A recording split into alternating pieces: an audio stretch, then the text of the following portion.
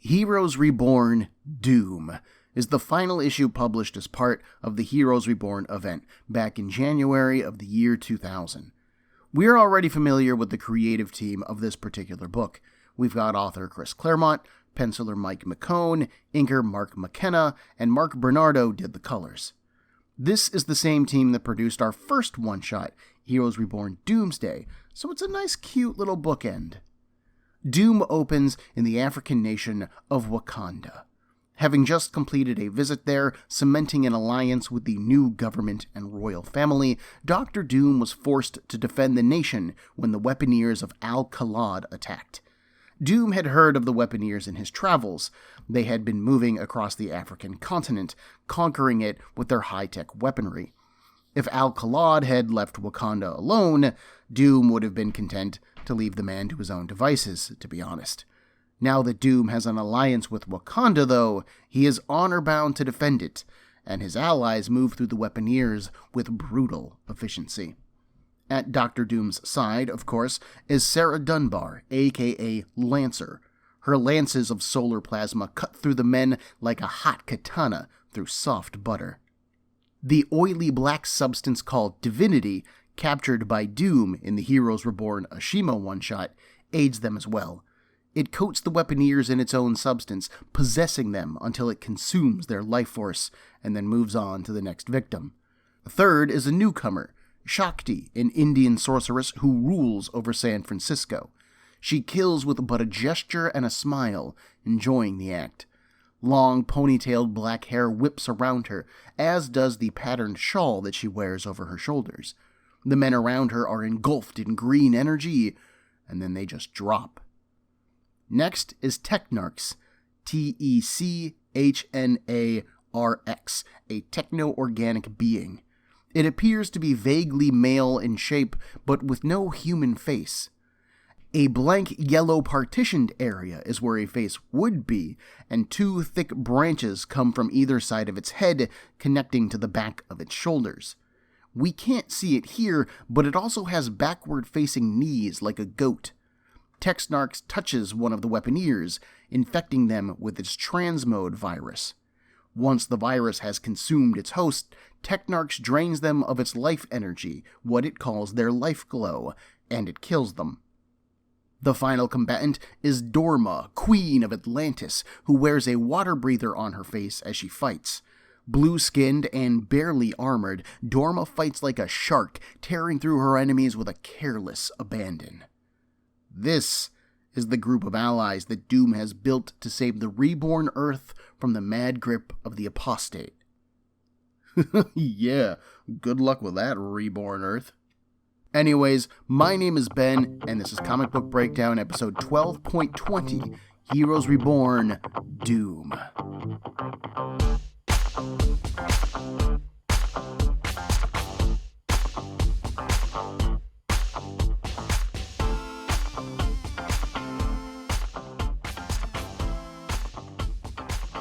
It takes less than an hour for the group to subdue the Weaponeers.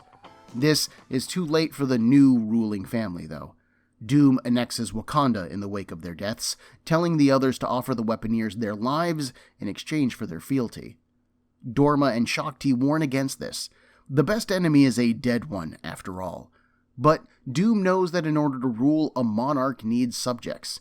These men followed Al-Khalad out of fear. Doom will gain their respect, and they will fight all the harder for it. He has no use for a people of broken spirits. Speaking of unbroken spirits, a young teenage male, African, with close-cut blonde hair, dressed in purples and blacks, drops from his hiding place in the ceiling. A dagger is poised to strike at Dr. Doom, but Lancer tackles the kid in midair and disarms him easily.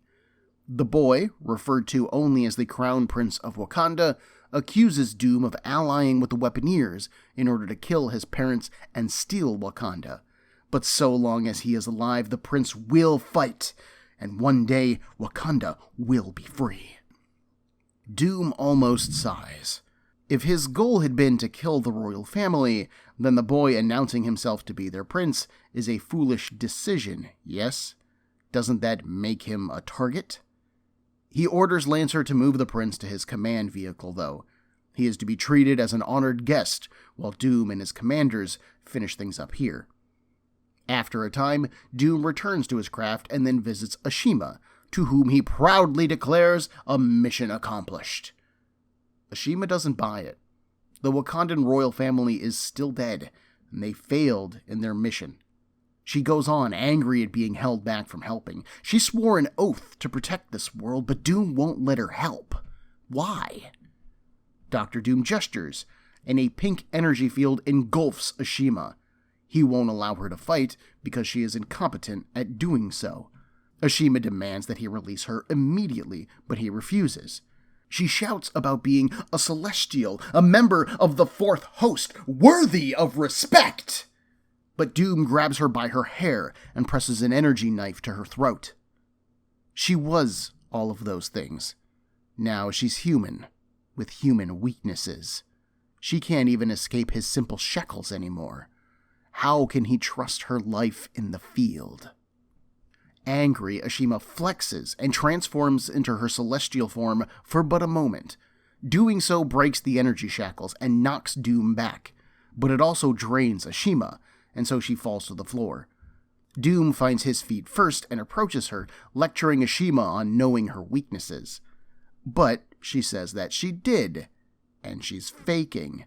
Ashima grabs Doom by his leg, knocking him over, and he compliments her attack even as he strikes back. She cries out in pain, and he stops attacking. Her attack surprised him, so he struck her with a blow that should have killed a normal human, but Ashima just pushes herself up. So what he's saying is that she caught him by surprise. Doom reluctantly acknowledges her skill. She might have potential after all. He orders her to visit Lancer, who will teach her. Claremont pulls a classic move here at the beginning, using a quick action sequence to introduce his cast, demonstrate their powers, and hint at their personalities. For characters like Shakti and Technarchs, this is crucial as we have never met them before. They don't even have 616 counterparts. For the rest of the cast, it is less important, but it's still a nice catch-up. We haven't seen many of these people in like 4 issues, and even then, it's not like Dorma and Divinity got a lot of character development in their previous appearances. Ashima gets her own special time, and I'm kinda creeped out by it. I mean, Doom is right. Compared to her former life and power levels, Ashima is fairly useless. Sure, she does have enhanced strength and durability, but she also lacks any training to make good use of those gifts. This scene is meant to indicate that Ashima is growing as a person, from just a victim of the Apostate to someone fighting back for control of their own life and destiny. But if that's the case, why haven't they been teaching Ashima to fight all this time? We'll be told later in this issue that Doom's entourage has been traveling for about 2 weeks, so why not begin training her right after the Ashima one-shot? Why wait until now? This just seems like a huge waste of time to me. The second, I really hate how Doom treats her, and how cool she appears to be with it. When Doom promises to have Lancer train her, Ashima smiles, and it looks like she is proud of gaining Doom's praise. And that isn't healthy. Doom is a power-mad despot who manipulates everyone around him to his advantage. You shouldn't want to make him proud! But then it occurred to me, why would that be the case? If Doom hasn't begun to train Ashima already, it's clearly because he doesn't see her as an asset yet. He isn't trying to manipulate her into doing something here. He is honestly demonstrating how little he thinks of her. But then, when Ashima manages to hold her own kinda okay-ily, he sees that she does have something to offer. So maybe Ashima's smile isn't at making Doom proud, but instead, she is satisfied at having proven her own drive and skills. That certainly gives her more personal agency and makes her feel less like she's just creepily hungry for Doom's approval. I'm a bit lost on the Wakandan prince's role here. He hasn't even been given a name yet. He'll actually end this issue nameless, so that's weird in and of itself. His accusations are fairly baseless as well, given that Doom's forces stopped the Weaponeers, who had already killed the royal family, It's clear that Doom could have just taken Wakanda by force if he wanted it. But he didn't want it. He was looking for allies, not more work. It does feel like an oversight on Doom's part that he isn't aware of how many members the royal family had, or how many were still alive or had died, though. My main thought here is that the prince is meant to convey how merciful Doom is. Sure, he's ruthless enough to kill the Weaponeers, but he isn't cruel enough to just kill them or the boy just to be done with things. He agreed to defend Wakanda, so even after failing in that task, he takes the prince under his care, looking at that as fulfilling his oath, even if the prince doesn't see it that way. Also, I did not realize that this was the first appearance of the Weaponeers. Claremont would go on to use them briefly in Excalibur Volume 3 and his third run on Uncanny X-Men in 2004. They're basically like Middle Eastern arms dealers, and they never really go on to become a more notable threat in any way. Basically, if a writer is tired of using Hydra or AIM as your beat-em-upable enemy force, then you've got the Weaponeers just waiting to be called in. Back in the comic, Lancer narrates the Cliff Notes history of the reborn Earth, just so we're all on the same page, and she escorts the prince to his room. They chat for a bit, him upset about, well, everything, and Lancer trying to be polite about it. Lancer ends up defending Doom in the conversation, insisting that he is the only person trying to help save their Earth. Then, when she goes to leave, the prince comments that every slave has to obey their master. Jeez, dude, I get it, your family just got killed, but that ain't Lancer's fault. Lancer returns to Doom, who complains about how long it took her to return to him. She explains that she was seeing to the prince's needs, as he told her to do, so he should calm down. Doom replies that his needs are her primary focus, above all else. She snaps back, look, I'm here because I choose to be, because I think it's a good idea to help you. But I am not here to be your slave or lackey. If Doom has any illusions otherwise, then he should kill her now, because he will have made an enemy of her forever. Doom replies that he has no use for sycophants. Having power and free will means that one must exercise their use responsibly. Doom has given Sarah power, and through her free will, she should recognize her obligation to him. Meaning that she should recognize how smart and awesome Dr. Doom is, and do whatever he tells her to do because he's so smart and awesome. That's fairly normal behavior for Doom, but it is also some pretty heavy-handed treatment compared to Doom's previous interactions with Lancer. Doom's ship then hovers into position over the African jungle. The commanders join Doom on the bridge as he activates something. A beam of yellow energy streaks down into the jungle, and Lancer's narration explains what it's doing. You see, Doom has allied Shakti's magic and the technology of Technarchs to create an extremely powerful spell with a very specific and limited effect. The ground begins to rise up, creating the foundation for a pylon of energy that will reach into the heavens. This is the last pylon that Doom needed to put in place for his plan, as they have spent the past 2 weeks traveling the globe, setting these things up. To what end? Well, I guess we'll see. As a plot point, that's fine, as I'm sure that Doom does have a plan that we are going to get to. But I really need to comment on the lettering here, 'cause it blows. Lancer's narration is contained in boxes that are colored a shifting gradient of brown, where it's lighter at the top and darker at the bottom. In fact, it's so dark at the bottom that, to my weak eyes, the black text actually begins to merge with the background color. And a lot of this book uses darker colors. Remember, this is a bleak and hopeless world, so there's lots of shadows and darker colors used to color it throughout. So these brown narration panels really blend in, and they make everything seem that much more muddled. It really doesn't work, at all. I like having Lancer continue to narrate in general, as it allows us to stay close to Doom without getting into his head, which makes him seem more mysterious and more cunning, but they're just so hard to read. So, having now established our cast and what they've been up to, you would think that our next story move would be finding out what role these pylons are going to play, and how they'll be used against the Apostate. Maybe check in with the Apostate to see what plans he is up to and how he's going to counter Doom's machinations. But you'd be wrong!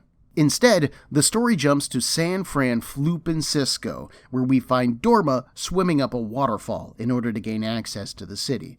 Claremont explained back in the Ishima one-shot that the mages of the city raised the bay a mile into the air. This not only protected it from the flooding, but it also made entry by water or air a very fraught journey. But Dorma takes the waterfall as a challenge and scales it anyways, laughing as she reaches the top. She then proceeds to the meeting place, where we find the rest of Doom's commanders. Shakti is hosting the meeting, as Dorma was the one who called for it. This keeps the rest of them safe from any potential traps that she could have laid, indicating a certain level of distrust among this group. Dorma exits the water and immediately starts talking no swearing on Doom. Each of these people is a ruler in their own right, with their own domains to watch over and their own concerns to placate, but Doom places himself at their head as if it is his birthright. And she would see that undone. Divinity backs out of this talk immediately. It has fought Doom and Lancer before, and it remembers the pain of each encounter. As far as it's concerned, their names are well earned. It melts away. Technarchs comments that Divinity might be displaying some wise prudence with that decision. However, it would also be a smart decision to test Doom's capabilities if he wishes to remain their leader. Shakti says that they can leave Lancer to her. She should have the perfect charm for her. We then move back to Doom's craft, where Lancer visits the prince once again. He's examining a holographic display of the reborn Earth and its new pylons, and, he hates to admit, but he's impressed. Although, he's also confused as to what exactly the pylons are for. Lancer sets down a tray of tea and explains that Doom will tell them when he feels the time is right. The prince then apologizes for calling her Doom's slave. He admits that he was angry and hurt, and he had lashed out at her. Lancer accepts his apology easily. They've all suffered to some degree, but she also honestly does think that Doom is their best bet to help the world. It has been on the brink of destruction for so long, and no one has stepped up to do anything, except for Dr. Doom. So yeah, Lancer will stand with him, so long as his goals match hers. The prince takes Lancer's offered hand and shakes it. He won't ever trust Doom, but he'll trust her. But then he pulls his hand back, shocked, as Lancer begins to change. Her hair becomes a luscious black, reaching down to the floor. The panel pulls out a step, revealing Lancer in Shakti's scrying mirror as the witch casts her spell. We then get a weird, half-page kind of transformation scene that doesn't really work, like at all. I actually had to read ahead to give me more context for how this particular scene plays out, so here's what happened having read the whole book. Shakti has cast a spell to draw out Lancer and the prince's inner desires. For Lancer, this means becoming thin, voluptuous, with long black hair, and she is dressed in thin silks that are very revealing. She also has golden jewelry draped around her neck, running up her arms, and her nose and belly button are now pierced. The prince, by contrast, is now shirtless, wearing only a leather skirt. Jagged, pointed tattoos run down the right side of his face and the left side of his torso. But all we're given here in this moment is Shakti's chanted spell, some repeating close-up panels of maybe it's Lancer, maybe it's Shakti and the prince, and then we see the end result. But I can't tell if they physically transformed, or if this is just a glamour that was put on them, or is it just an illusion, or is it just in their heads? And it's not like we know either of these characters well enough to understand what their inner desires are, so the transformation means nothing to me. The whole moment really left me confused, both in terms of its storytelling and its artwork. This was a bad scene, just didn't work at all. With Lancer now occupied, we move over to Dr. Doom, who is recapping the status of the pylons in what is one of the biggest wastes of a panel in this issue. He is interrupted by Dorma, who has changed her battle armor for soft robes, which is ironic because she actually wears less when she's wearing battle armor, but whatever, it works. Doom comments on the change, and she counters that these robes are armor, just for a different kind of battle. She is a queen, and he wants to be a king, yes? Maybe they're made for each other. I can't believe this woman's actually going to try to seduce Dr. Doom. All right. Back with Lancer, she kneels, her arms folded over her chest. Her inner monologue says that her name and purpose have now changed. She is beauty and passion personified now. Despite announcing that her name has changed, she then re-announces that her name is Lancer, and she seems to know who she is. This is demonstrated when plasma claws grow from her fingertips, and then they reach through Shakti's mirror. Lancer pushes through the glass thanks to the spell, shattering it, and then describes how her powers feel on the inside. When Lancer uses her powers, it's like her blood turns to fire. She then manifests that energy as lances or claws. But now, she turns that energy inward, burning out Shakti's spell. Lancer goes on, explaining that she has never felt particularly feminine. She loved to sail, she loved to win, she was always a tomboy. But Shakti's spell found that tiny part of her that wanted to be pretty and sexy and caught her for just a second.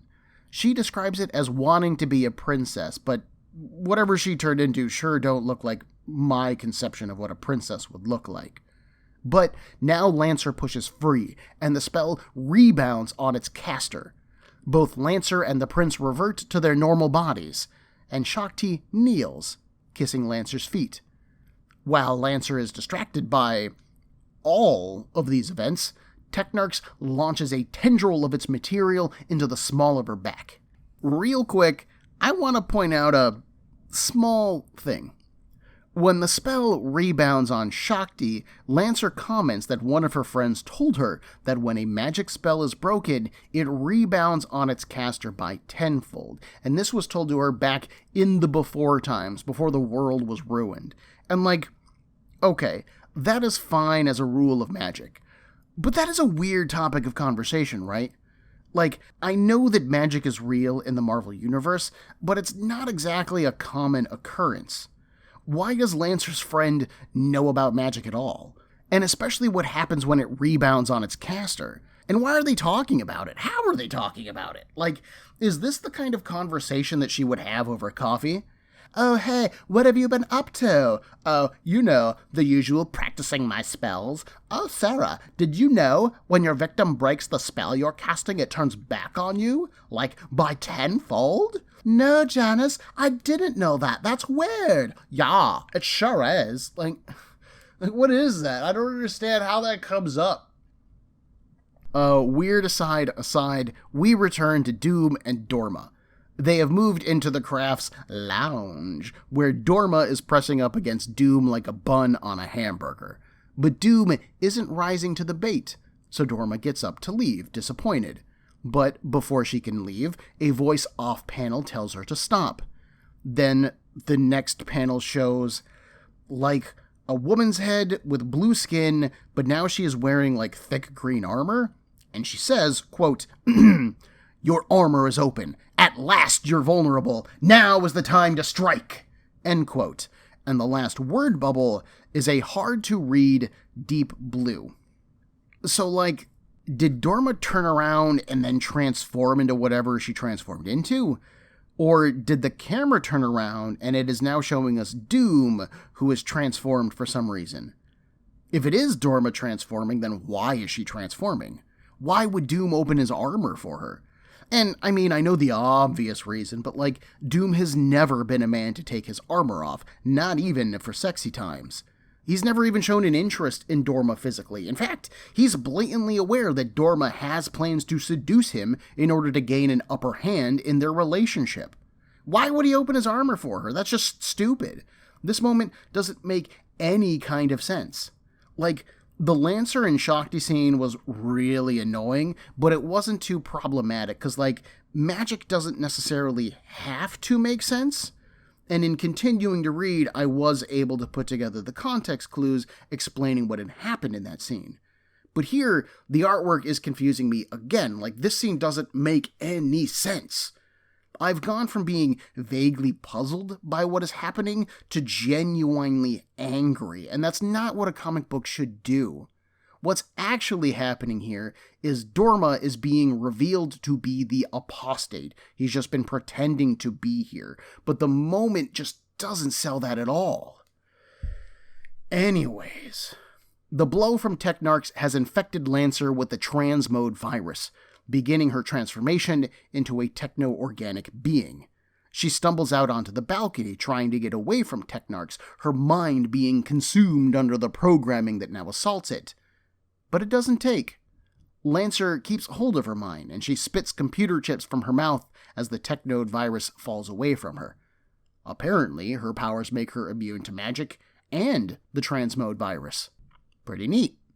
They do not make her immune to falling from a great height, however. The balcony under her feet shifts, revealing itself to be Divinity. Wait, Divinity backed out of this fight. Why is it here? What is going on? Ugh, floopin' hell. So the Divinity balcony drops out from under Lancer, and she falls to the water below her. The prince then dives in after her, and we bounce back to Doom. Dorma has been revealed to be the Apostate, aka the Dreaming Celestial, the one who has been torturing the reborn Earth since it moved into this pocket dimension and was powered by Ashima's sleeping celestial state. He blasts Doom, obliterating most of his armor while bragging about how awesome he is. Doom, whose mask has somehow managed to stay on despite being connected to nothing at this point, isn't impressed. After all, he's still alive after that blast. Maybe the Apostate is weakened so long as it is trapped in this pocket universe, bringing it down to human levels. The Apostate isn't worried about that, though. With one more blast, he'll strip Doom of his flesh as easily as he stripped him of his armor. But ha-ha! Energy crackles around Doom as he stands. Every time the Apostate draws energy from the reborn Earth's dreamlike state, he also charges those pylons. While the Apostate might be winning this conflict, the final victory shall be Doom's! As he finishes speaking, Doom's word bubble turns into another deep blue celestial bubble, like Dorma's did earlier. Then we turn the page, and Lancer and the prince are trying not to drown or get swept over the waterfall. But they fail, and they're about to go over when they're saved by Dr. Doom. Then Doom takes off his mask, revealing himself to the Apostate as Ashima, who then transforms into her celestial form, and they fight. Their conflict finishes charging the pylons, activating the spell. The reborn Earth is then moved from its pocket dimension into the 616 universe proper, causing the massive tidal wave of reality that we saw oh so long ago in Fantastic Four issue 24. Dr. Doom announces that the reborn Earth has landed on the opposite side of the sun from his home world, the original Earth, and he has accomplished his goal. Dorma, the real Dorma this time, walks into the room. She comments that the oceans suddenly feel different, as if there are other bodies affecting them now. Has something happened while she was sleeping? Lancer answers, yes. Dr. Doom just saved the floopin' world. She asks after Ashima, though, who appears to have gone missing in her conflict with the Apostate. Doom replies that Ashima and the Apostate have made the move to reality with the reborn Earth, but it's likely that the Apostate, who had been powered by the dreamlike nature of the reborn Earth, has managed to capture Ashima. That's his mistake, though. Ashima served Doom well, and as her liege, he must save her. You know the rest by now. Blah blah, the Apostate will wish that this had never happened, blah blah, he's going to face his doom, big shake, and the book ends. If you're slightly confused by what just happened, don't worry. So am I. It's not just you. I reread this issue once before I wrote it up, and I honestly had no idea what happened during this back half of the book. Breaking it down has given me some additional insight so that I actually do understand. But yeah, the artwork is kind of terrible. Like, not in terms of its quality, but in terms of its storytelling capability here. Here's what actually happened. After Doom and his commanders activated the pylon in Wakanda, they traveled to Shakti's domain in San Francisco, and Dorma decided to take a nap. The Apostate, posing as Dorma thanks to her being asleep, then talked the other commanders into attacking Doom and Lancer. Shakti and Technarchs went after Lancer, while the Apostate as Dorma went after Doom. When his attempt to breach Doom's armor failed, the Apostate as Dorma moved to leave, but Doom told him to wait and supposedly opened at least some of his armor up. The Apostate as Dorma then revealed themselves as the Apostate and attacked Doom, which is when it was revealed that this was actually Ashima as Doom, lying in wait for the Apostate's attack. Shifting into their celestial forms, the two began to fight, and doing so charged the pylons, activating Doom's spell and moving the reborn Earth out of its pocket dimension and into the 616 reality proper. This also pulled Ashima and the Apostate along, but they disincorporated, losing their physical forms. And if you're currently nodding your head, relieved that everything makes sense, well, I'm afraid to say that it actually doesn't. Part of my problem here is just the sheer details of either side's planning. The Apostate using Doom's own commanders against him is actually a pretty cunning move, one that I totally approve of. The commanders would need to be smart, ruthless, and powerful people in their own right in order to gain their own domains, so them bristling under the control of an outsider like Doom actually makes a lot of sense. I'm not sure why the Apostate chose to act now, though, after Doom has finished installing all of his pylons across the globe. Doom and his allies are clearly up to something here, and they probably slept at some point in the past 2 weeks, so why would the Apostate wait to strike? Better to attack Doom earlier, yes? Before he put the plan into motion. That said, hiding as Dorma isn't a bad plan either, as clearly it allowed the Apostate to get close to Doom. But like I mentioned earlier, Doom isn't one to give in to the needs of his lusty loins. As a character, he's really all about self-control and denial of the pleasures of life. Seducing Doom would never be a good plan. Plus, when the Apostate as Dorma talks to Doom, she references other conversations that they have had. Conversations that Dorma would know about, but the Apostate shouldn't. Finally, when Dorma approaches Doom, she doesn't have on a water rebreather mask either, and Dorma is an Atlan. She can't breathe air. So the Apostate didn't even do a good job of impersonating Dorma to begin with. Now, it is possible that was the point of that. Maybe Claremont and McKone were giving us a visual clue that something was up with Dorma. This really does feel like a mistake to me, given all the rest of the mistakes that happen in this book, but it might not be. We have to keep that in mind. But then the next problem that I have are Doom's actions here. Ashima switches places with Doom, using her celestial powers to make her look like him, and that's not a bad fake out either. But why would they do that now? Did Doom know that the Apostate was going to strike at him? And if so, how did he know that? I don't even need a lot of information here, just give me a throwaway line about Doom's armor tracking the Apostate's specific energy matrix onto his craft, so that Doom would know that something was up, and then he could put a plan into action accordingly. That would be fine. Plus, it's the kind of, I'm so smart and you're all so stupid gloat that Doom likes to do.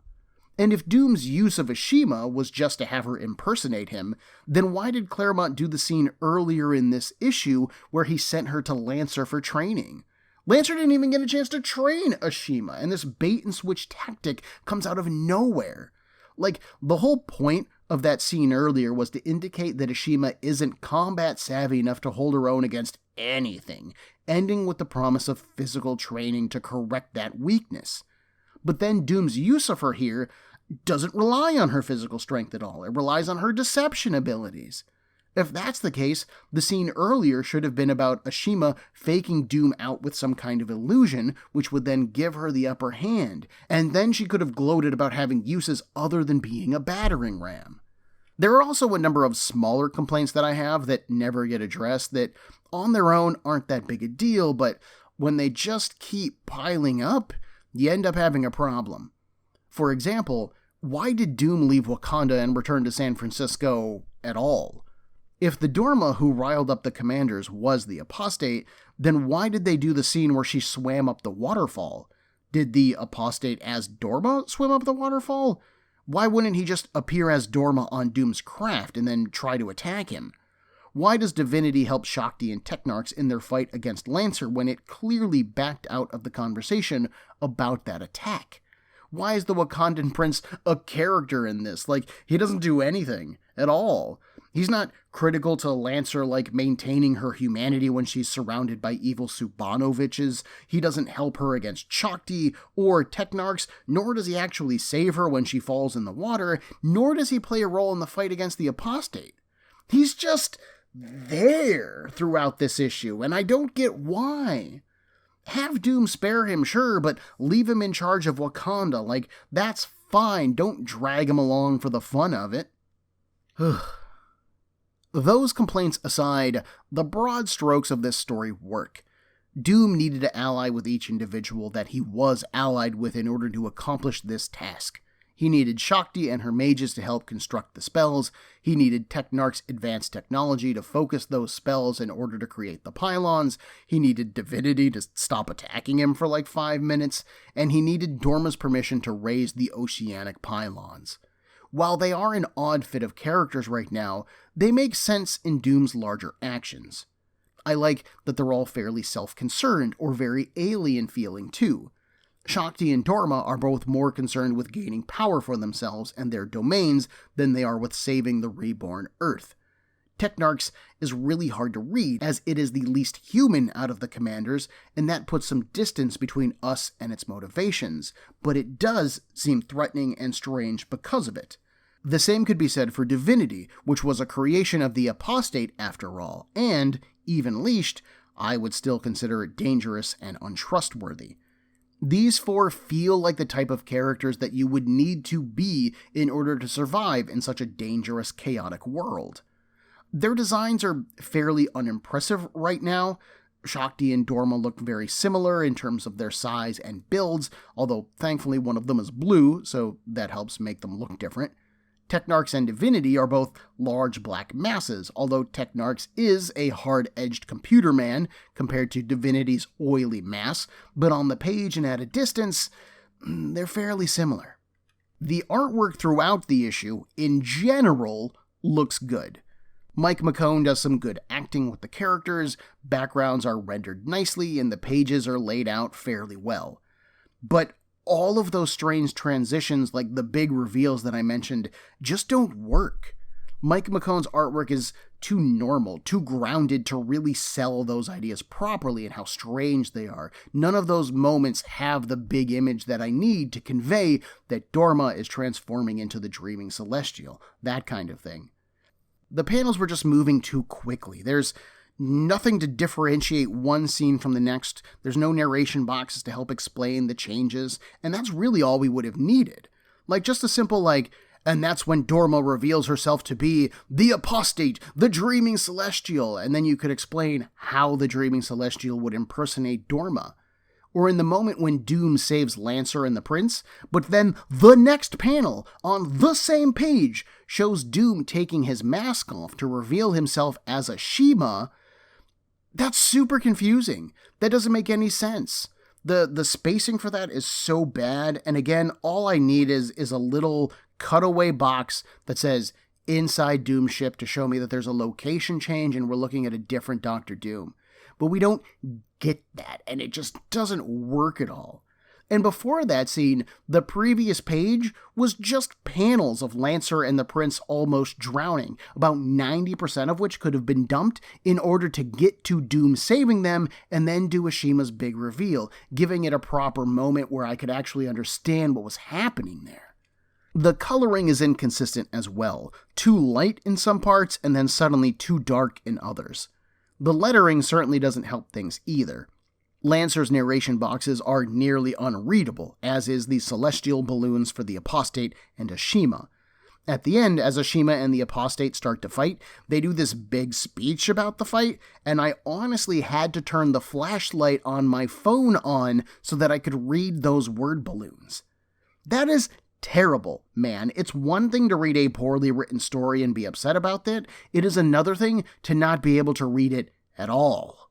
Overall, this final issue of the Heroes Reborn event was more frustrating than it was satisfying, unfortunately. Doom's intelligence, cunning, and manipulative abilities from the Doomsday one-shot, or even his cold, uncaring pragmatism from the Ashima one-shot, don't feel well represented here. For a book titled Doom, the man gets himself very little screen time and no character development. He just accomplishes his goal, which I'll give you is at least something. Lancer feels like a throwaway character, not critical to the story at all, where once she at least felt like Doom's partner.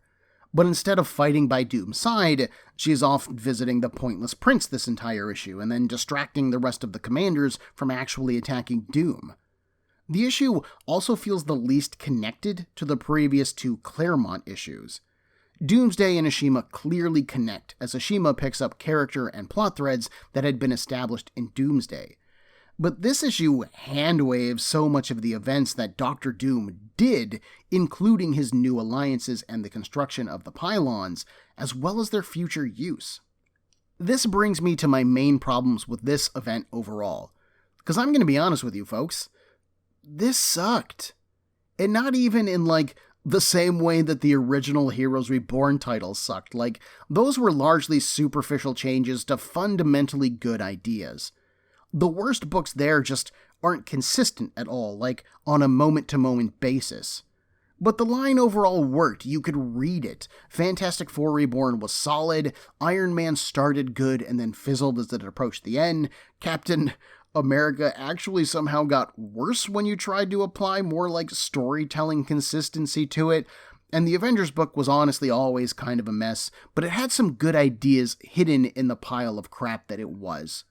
And those books lasted for a combined total of 52 issues, a good 6 times longer than this Heroes Reborn event, and I would rather go back and read all 52 of these issues than these 7.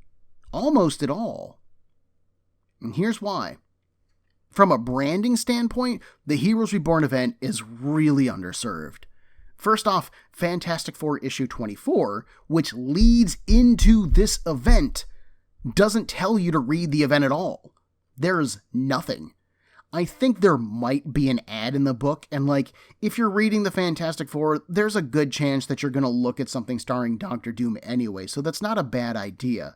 But you would be a lot more inclined to buy that something if you knew that it actually existed. Give me a "to be continued in Heroes Reborn, Doomsday" at the end. All we actually get is a "next Doom." And then in the next issue box on the letters page, it says Doom 3 times. And yeah, don't get me wrong, issue 25 does deliver on the arrival of Doom, but that's after the events of the Heroes Reborn event. He will be on his command ship, with his commanders, having moved the Reborn Earth into the 616 universe, and the main thrust of that issue is going to be saving Ashima and defeating the Apostate for realsies this time, and if you didn't read the event, then you don't know about any of that stuff. It's going to come out of flooping nowhere, so this event is really required reading, but they don't even try to sell it to you that way. At least some of this event is required reading, and that's really problem number 2. I've mentioned before that Claremont's 3 issues form kind of the spine of this event: Doomsday, Ashima, and Doom. If you read only the books necessary to understand what is coming in Fantastic Four issue 25, those are the 3 books that you need to read. And that's dumb, because there is so much that Claremont skips over that honestly could have been explored. Rather than giving us one-shots featuring the Masters of Evil, Rebel, the Remnants, or the Young Allies, why not do a one-shot set in San Francisco and introduce Shakti? Or do one featuring Technarchs? Or build Doom's narrative around gathering the Allies? So, we could have ended the Ashima one-shot with Doom saving her, but then he, Lancer, and Ashima are stranded in the Southwest. They could encounter Rebel, who needs help finding Blue Sky and or destroying the Tabernacle. Afterwards, Doom and his party could encounter the Young Allies, who then use their teleportation powers to get Doom to San Francisco, where he then allies with Shakti. Then maybe have them meet with Technarchs and the Black Knight, who are vying for very different forms of control over Chicago, and maybe Doom sacrifices the city to Technarchs, letting him infect it because he needs that alliance, and then he still kills the Black Knight. And then let's just ignore the Remnants, because I don't really like that book at all. Now, to be fair, there are a number of potential problems with my pitch. The first comes from the fact that Claremont might not have been intending to do an entire event to begin with. Typically, yes, he is always a man who is willing to write another book. He's famous for starting a dangling plotline during his Uncanny X-Men or Excalibur runs with the intent of writing an annual, or a graphic novel, or a mini-series later on. And then the editors change, or the times change, and the interest fades away, and the idea just never gets done. So it's entirely possible that Claremont pitched this idea as just maybe a Doctor Doom miniseries or a standalone graphic novel, something to tell his story that happens between Fantastic Four issues 24 and 25. But then maybe editorial liked the idea. Maybe editorial wanted to turn this miniseries into something more, like an event, but Claremont wasn't interested in an event. He would be writing the equivalent of 5 issues in 2 months, which Claremont can probably do, but maybe he couldn't do it, or maybe he didn't want to do more. So, editorial then hired other writers and let them pitch their own books, which is why books like Masters of Evil or Remnants are so disconnected from Claremont's narrative. They needed to occupy the same space and do the spiritual same work as Claremont's run, picking up the pieces of Reborn Earth, but then have nothing to do with Claremont's plotline. So while I love the idea of tying all of these one-shots together into a more cohesive narrative, maybe it just wasn't possible to do that to begin with. But if that's the case, I would then argue that you just don't do the event! As I've said previously, the original Heroes Reborn storyline was only 2 years old at this point. It's not like it had a lot of fans clamoring for a return to its storylines or settings. No one wanted these books, so why bother publishing them? They clearly weren't meant to launch new titles, but they also aren't clearly a celebration of what came before, so they're just this weird mix of old ideas and new ideas, and they all just go nowhere.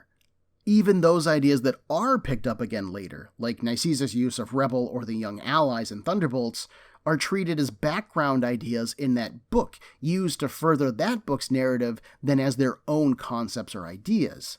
None of which even touches upon the terrible trade dress of these books. Because the books share a very similar cover design. They all have the big Heroes Reborn font in an off-white section on the cover with their individual title below that, indicating that they're all part of the Heroes Reborn event. Then, at the bottom of the cover, there's another section of off-white that give the book's creative team. So, if you walked into a comic store and saw these sitting on the shelf, you are going to think that they are all connected in some way. But then there's no read order presented. There's no part 1 or part 2, or even a to be continued pointing the way to whatever bullshit issue you want to say comes next. There's nothing, and as a collector that is super frustrating. Over in the Our Worlds event for Superman that I've been covering, those books have a handy reading order right on the front cover. I'm not even familiar with the Superman family of books, and I have had no trouble telling which issues should go where. The spin-offs and tie-ins are another matter entirely, and I'm not getting into that mess here. So if you're a Fantastic Four fan, Marvel isn't trying to sell these books to you.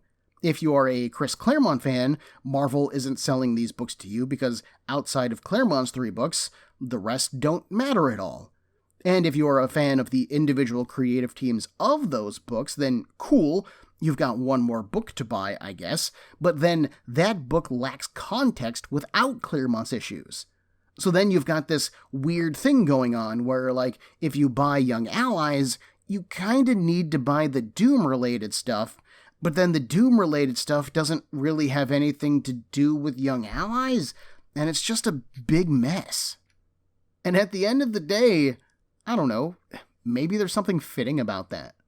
The original line of Heroes Reborn books are perhaps best summed up as an uneven mess, with multiple writers and artists from 3 different companies trying to create one cohesive line of comics, and it just really didn't work. And here, with the Heroes Reborn event books, we've got multiple writers and artists working freelance to create a bundle of comics that kind of make up a line of books, but they also kind of don't, and they don't really work either. Sure, an individual book can be good, and I still think that, like, Masters of Evil, Rebel, and Young Allies are just good comic books on their own, but as a line of books, this is a mess. And it's hard to sell it that way, too. Like, it's hard for me to say, oh, if you're reading Chris Claremont's Fantastic Four, then you have to get the Heroes Reborn event books. Those are necessary. Because honestly, most of them aren't necessary. But I would argue that most of the unnecessary books are better than Claremont's individual issues. I'll take Masters of Evil or Young Allies over the Ashima or Doom one-shots any day on the basis of them just being a better comic book overall. But you don't understand Doom's narrative without the Doom one-shots. So if you're buying those 3, you might as well buy 3 more, and if you're buying 6, then you might as well buy all 7 and just have the whole thing. Even if it is a mess. And then I guess you might as well make a podcast talking about it, because why the floop not? So as far as I'm concerned, we are done with the Heroes Reborn related books for a long time to come. Unless I start to cover Thunderbolts on this podcast, which I would probably like to do at some point, although it's really just going to be me gushing about how good that book is, I don't really have any of the other follow-ups to Reborn. And that's okay, because there's a whole bunch of other comic books out there to talk about, and I am eager to be done with this corner of it. I appreciate y'all hanging with me through this one. I know that these episodes have been weird, but we're through it. And that's awesome. Next week, we're going to do one more solo issue episode, because I'm breaking down Fantastic Four issue 25. I debated whether or not to cover 2 issues, but issue 25 really closes out the Reality Storm and Doom's Return plotline that Claremont has been building for a while, and then it sets up the main story that he explores for the rest of his run. And I want to close out Superman's Our Worlds at War before I get into another full year of Claremont comics. So join me next week as Doom returns to Earth proper with Lancer and his commanders, and he finds the Fantastic Four waiting with his daughter. Can Doom put aside his differences with Reed Richards in order to save Ashima and the planet? Or will he take advantage of Earth's flooded state to claim it as his own? Next time on Comic Book Breakdown, episode 12.21, Fantastic Four Volume 3, When Worlds Collide. Everyone, there are a million podcasts vying for your time and attention, and I'd like to thank you for listening to mine. If you would like to get in touch with me to share a concern, request a series, compliment me, berate me, whatever you like, send me an email at cbbreakdown@gmail.com. Otherwise, thanks for listening.